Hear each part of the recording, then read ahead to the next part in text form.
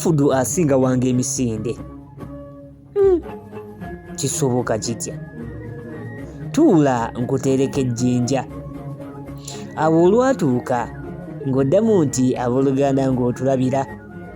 Ensolo eziwerako zaasisinkana okunyumyamu, era yali nkula yaazo ey'okusisinkana ne banyumyamukko ng'abanywanyi.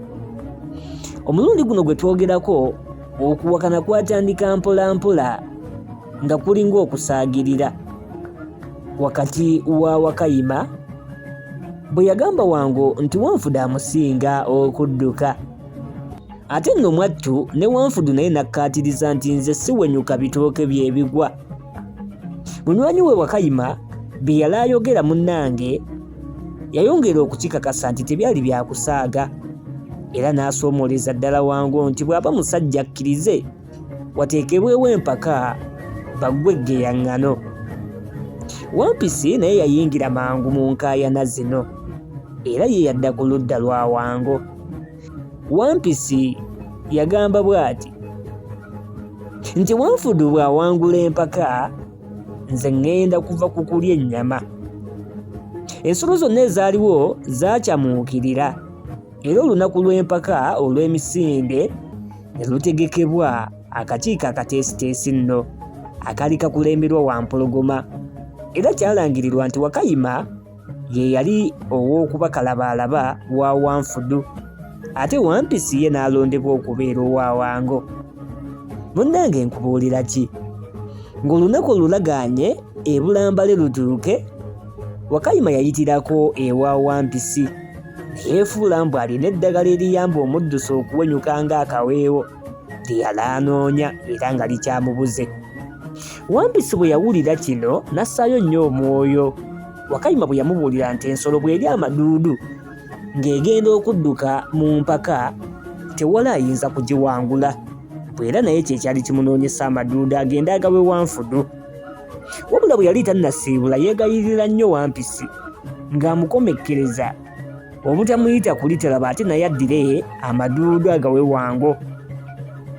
Wakayima olwavaawo Wampisi yadduka misinde. Ebyali bimugambiddwa Wakayima munnange ng'abibuulira Wango, era ne bakkiriziganya nti banoonye amaduudu olwo nno abenga naye eby'okudduka abineenya ng'olutta ow'ettulu. Olunaku lw'empaka terwalwa nga lutuuka, era omukommoosi wa ffirimbi ng'agikombako akabbinkano nga katandika. Abaddusi baali baakadduka emitala 5 ate nga balina okutuuka bakomewo olwo balabeko asoose. Nga bwe kyasuubirwa, era Wango yatandikira mu maanyi n'aleka Wanfudu kumpi omutala mulamba. Naye bwe yali akyawenyuka emisinde emiyitirivu bwe gityo, Wango yatandiikiriza mpola okuwulira kamunguluze, era yalabira awo ng'okudduka akuvuddeko ng'atambula butambuzi, naye era yasigala yakyakulembedde. Wango yagenda okuwulira ng'omutwe gumugezzeeko ate nga takyalaba bulungi, ekyavamu kwe kutalantuka n'agwa.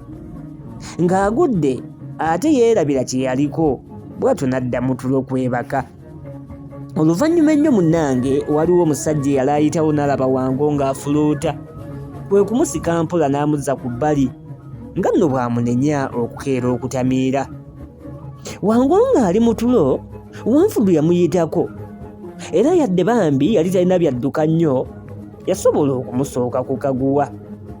Bw'etyo enduulu, eŋŋoma, eŋŋombe n'okuyimba okuva mu bawagizi ba Wanfudu okusaakaanya bye byaza okusa Wango we yali yeebase mu tulo, era n'ajjukira empaka ze yabaddeko ez'emisinde. Wango bwe yamanya nti awanguddwa yalowooza nnyo ku buswavu obwali bumujjiridde, era mu kufumiitiriza n'akizuula nti Wakayima yalimba Wampisi nti amaduudu ge galeeta amaanyi, so nga Wakayima kye yagenderera amuwugulaze amuleese amaduudu agatamiiza era ageebasa otulo. Wango yalowooza ku birabo enkumu Wanfudu bye yali afunidde ku mukeeka, bw'atyo mulinaafe ennaku. Wango yasottoka mpola musajja wattu n'agenda asisinkana muswavu munne Wampisi, era ne beerayirira nti wonna bwe balisanga Wakayima mukazi we, abaana n'abazzukulu kababeere bakoddomi be oba balamu be, tebagenda kubataliza, bagenda kubatta babalye nga babeesasuza kye baali bakoze. Wafudu ku ludda olulala ne munne Wakayima bo baali mu kujaganya nga bwe bagamba nti amagezi gasinga amaanyi obuzira.